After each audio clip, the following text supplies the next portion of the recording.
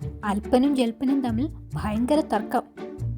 നമ്മൾ തമ്മിൽ യോജിക്കില്ല. ശരിയാ, യോജിക്കില്ല. നിർത്ത്. എന്താ പ്രശ്നം? ഞങ്ങൾക്കൊരു പ്രശ്നം തീർക്കാനുണ്ട്.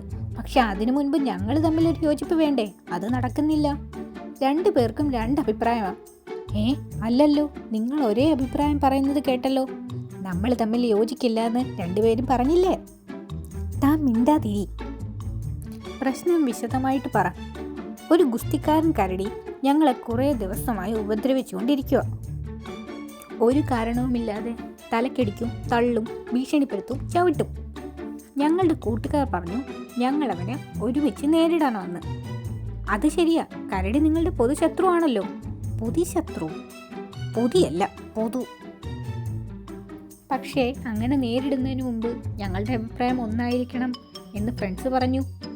ഞങ്ങൾക്ക് തന്നെ രണ്ടഭിപ്രായമാണെങ്കിൽ അവനെ തോൽപ്പിക്കാൻ പറ്റില്ലത്രേ. എന്താ നിങ്ങളുടെ അഭിപ്രായം? ശക്തിയും അഹങ്കാരവും തടിമിടുക്കുമുള്ള ആ ഗുസ്തിക്കാരൻ്റെ ഉപദ്രവം സഹിക്കാൻ വയ്യ. ഞങ്ങളെ പുഴുവിനെ പോലെയാണ് കാണുന്നത്.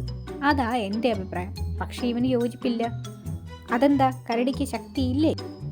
ശക്തിയുണ്ട്. അഹങ്കാരവും തടിമിടുക്കുമില്ലേ? അതും ഉണ്ട്. ഗുസ്തിക്കാരൻ്റെ ഉപദ്രവം സഹിക്കാൻ വയ്യ എന്ന് പറഞ്ഞതിനോടാണോ യോജിക്കാത്തത്? അതിലും യോജിപ്പാ. ചേടാ, പിന്നെന്താ പ്രശ്നം? പറഞ്ഞതിലൊക്കെ യോജിച്ചല്ലോ.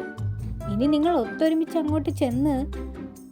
അവസാനം ഇവൻ പറഞ്ഞതിനോടാ യോജിപ്പില്ലാത്തത്.